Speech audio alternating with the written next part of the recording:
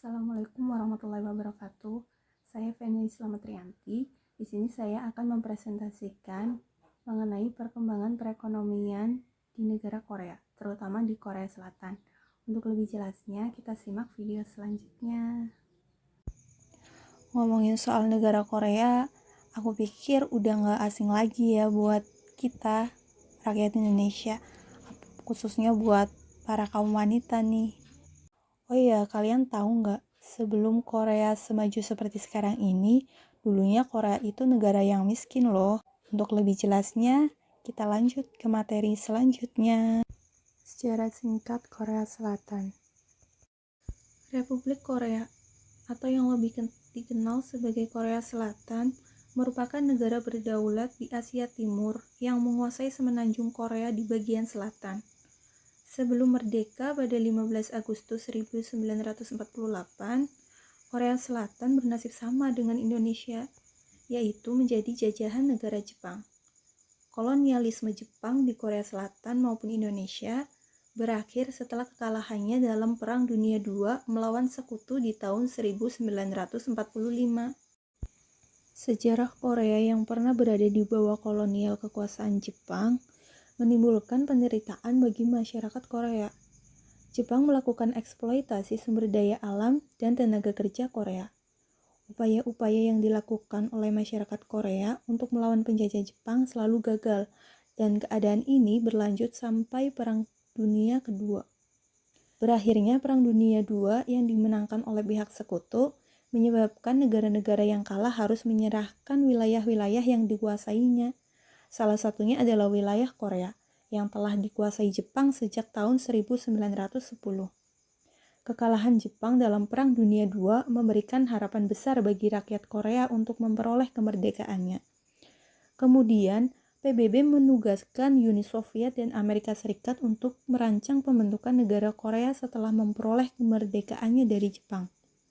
Namun, kedua negara menyebar pengaruh di wilayah Korea yang dikenal dengan Perang Dingin. Perang Dingin terjadi karena perebutan kekuasaan antara dua negara yang menganut ideologi yang berbeda, yaitu Uni Soviet dengan ideologi komunisme dan Amerika Serikat dengan ideologi kapitalisme. Perbedaan ideologi ini berkembang dan menimbulkan persaingan di wilayah Korea sehingga terpecahnya Perang Korea tahun 1950 sampai 1953. Dengan pecahnya Perang Korea, maka terbentuklah dua negara Korea, yaitu negara Korea Utara yang menganut komunisme dan negara Korea Selatan yang menganut kapitalisme. Korea setelah merdeka. Setelah merdeka, Korea Selatan masih harus berkecamuk dengan berbagai perang dan konflik internal negaranya. Sumber daya alam dan sumber daya manusia yang terbatas membuat negara ini menjadi salah satu negara termiskin di Asia pada tahun 1960-an. Data dari World Bank, GDP per kapita Korea Selatan di tahun 1955 hanya berada di angka 64 US dollar dengan nilai ekspor hanya 42 juta US dollar. Korea Selatan pasca Perang Korea merupakan negara pertanian yang miskin. Kondisi perekonomian dan infrastrukturnya pun hancur. Dari bangsa yang nyaris hancur dan bercitra buruk tersebut, bangsa Korea Selatan berhasil menjadi satu bangsa yang berkembang pesat dan termaju di dunia, menyaingi Cina dan Jepang yang telah lebih dahulu maju. Bila Jepang bangkit dari Perang Dunia II, maka Korea Selatan pun berhasil bangkit dari Perang Saudara yang nyaris menghancurkannya pada tahun 1950 sampai 1953. Saat itu, Korea Selatan benar-benar sangat miskin, bahkan lebih miskin dari Malaysia, Thailand, dan Korea Utara. Majalah Time pernah menulis situasi Korea Selatan di masa itu, yang disebut lebih buruk dari Irak, Liberia, dan Zimbabwe. Masyarakatnya saat itu sangat menderita. Untuk memenuhi kebutuhan pokok pun tidak bisa. Ditambah lagi, topografi alam Korea yang keras membuatnya harus bergantung pada impor pangan. Ketika berakhirnya Perang Korea, Korea Selatan sangat bergantung pada hutang luar negeri dari Amerika Serikat untuk mempertahankan negaranya yang hancur akibat perang. Namun, Korea Selatan mampu bangkit menjadi negara maju dibandingkan dengan Korea Utara. Politik ekonomi bebas yang dianutnya menyebabkan keadaan ekonominya berkembang dengan cepat. Sistem ekonomi liberal dengan menggunakan mekanisme pasar, yaitu harga disesuaikan dengan penawaran di pasar dan membuka perdagangan nasional untuk ikut bersaing dengan pasar dunia. Korea Selatan saat ini merupakan salah satu negara Asia yang mengekspor barang manufaktur berteknologi tinggi, mulai dari elektronik, mobil, bus, kapal, mesin-mesin, petrokimia, hingga robotik. Korea Selatan menjadi negara ke-15 terbesar dunia dan keempat di Asia setelah Jepang, Cina, dan India yang memiliki kekuatan ekonomi. Prestasi Korea Selatan dalam bidang ekonomi bahkan menyaingi banyak negara di dunia, termasuk Eropa. Perekonomian Korea Selatan pada tahun 1960-an mengalami perkembangan ekonomi yang pesat, terutama ditentukan lewat ikutnya negara ini kepada perekonomian dunia yang disebut dengan keajaiban di Sungai Hangang.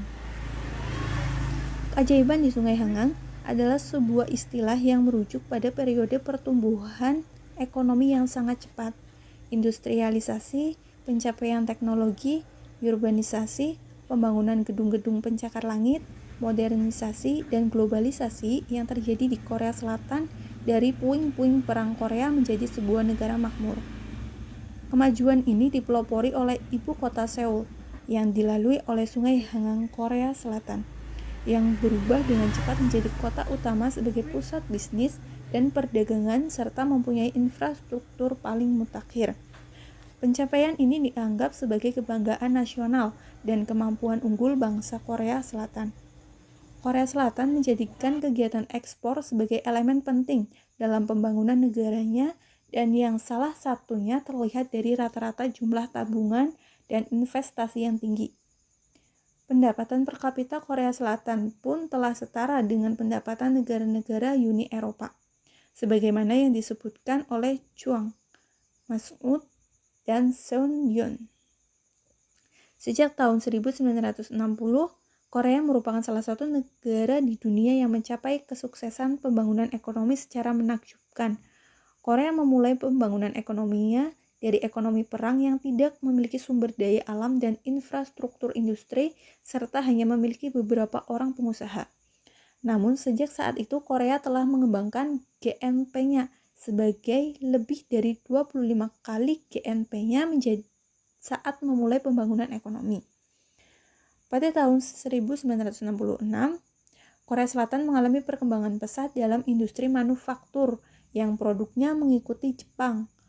Kemudian pada tahun 1970-an dimulai perencanaan pembangunan industri kimia dan alat berat seperti pembuatan kapal, industri permesinan, baja, mobil, dan petrokimia. Menjelang tahun 1978, Korea Selatan telah mampu mengekspor hasil industri hingga meluas ke 166 negara. Pertumbuhan industri berat ini diimbangi dengan perkembangan industri dengan skala menengah yang turut membantu perekonomian Korea Selatan. Selama kurun waktu 1960 sampai 1980, perekonomian Korea Selatan tumbuh dan berkembang dengan pesat dan menjadi negara dengan angka pertumbuhan ekonomi terpesat di dunia. Korea Selatan mengadopsi sistem kedekatan antara sektor pemerintahan dan bisnis yang termasuk juga kredit yang terarah, pembatasan impor, dan mendukung industri-industri khusus. Pemerintah Korea Selatan lebih mendorong impor bahan-bahan baku mentah dan teknologi dibandingkan dengan barang konsumtif, serta mendorong masyarakat untuk menabung dan melakukan investasi. Kebangkitan perekonomian Korea Selatan telah dicapai melalui industrialisasi dan strategi ekspansi ekspor, serta pertumbuhan ekonomi yang dipimpin oleh negara. Masa dimulainya strategi pembangunan ekonomi Korea Selatan dipengaruhi oleh sejarah. Sebagai negara yang pernah dijajah dan mengalami perang saudara, Korea Selatan belajar dari sejarah dan menjadikan pengalaman mereka sebagai bangsa yang kuat dalam menghadapi rintangan. Proses industrialisasi dan masuknya Korea Selatan ke dalam ekonomi kapitalis dunia ditentukan oleh kondisi geopolitik dan sejarah Korea Selatan sebagai sebuah negara bangsa yang baru merdeka dan terbagi setelah Perang Dunia II. Sejarah Korea yang pernah menjadi negara koloni di bawah kekuasaan Jepang, serta wilayahnya yang tidak memiliki sumber daya alam yang memadai, serta tidak pernah menjadi suatu negara yang besar dan memiliki wilayah yang luas. Akan tetapi, semua itu bukanlah penghalang bagi bangsa Korea untuk menjadi bangsa yang maju dan berhasil. Sejarah Korea Selatan diwarnai dengan pemerintahan yang demokratis dan otokratis secara bergantian. Republik yang pertama berdiri secara demokratis, namun lambat laun berubah menjadi otokratis hingga akhirnya jatuh di tahun 1960. Republik kedua yang demokratis berdiri kembali, namun baru kembali jatuh oleh rezim militer dan otokratis. Republik keenam menjadi pemerintahan yang stabil dengan asas demokrasi liberal. Ketika Korea Selatan berada di bawah pimpinan Park Chung-hee yang otokratis, perlahan negara ini bangkit menjadi negara maju seperti yang dikenal sekarang. Nilai-nilai Konfusius ditanamkan oleh rezim otoriter ini hingga mempengaruhi pola pikir masyarakat Korea dan menciptakan pemikiran kolektif yang kemudian mengajarkan untuk berperan aktif dalam komunitas dan mengutamakan kepentingan bangsa. Dasar dari nilai-nilai Konfusius diantaranya adalah menghormati orang tua, bersikap sopan pada guru, dan mengedepankan kesetiaan kepada negara. Perlahan, pola ini terbawa dalam berbagai aspek kehidupan masyarakat, termasuk perusahaan. Sikap pemerintah Park Chung-hee yang otoriter membuat nilai Konfusius begitu dalam tertanam di benak hampir seluruh masyarakat Korea dan berubah menjadi budaya. Perekonomian Korea Selatan saat ini tidak lagi pada tahap mengandalkan industri manufaktur saja, melainkan sudah masuk ke sektor jasa, industri kreatif, serta digitalisasi. Hal ini didukung dengan tingginya popularitas budaya pop Korea Selatan. Produk lain dari Korea Selatan yaitu seperti musik dan drama mendominasi. Banyak budaya lain yang juga jadi sorotan, misalnya makanan, make up, skincare, style, pakaian, dan masih banyak lagi. Negara Korea Selatan sendiri memang sangat gencar memanfaatkan industri kreatif. Nah, itu dia tadi sejarah singkat mengenai perkembangan perekonomian di Korea Selatan. Jadi kita tahu ya, sebelum Korea semegah dan semaju seperti sekarang ini, dulunya itu juga Korea berasal dari negara yang sangat miskin. Tapi tidak ada kata menyerah untuk bangsa Korea agar bisa bangkit. Sekian penjelasan dari saya. Apabila banyak kekurangan, saya mohon maaf yang sebesar-besarnya. Wabillahi taufiq wal hidayah. Wassalamualaikum warahmatullahi wabarakatuh.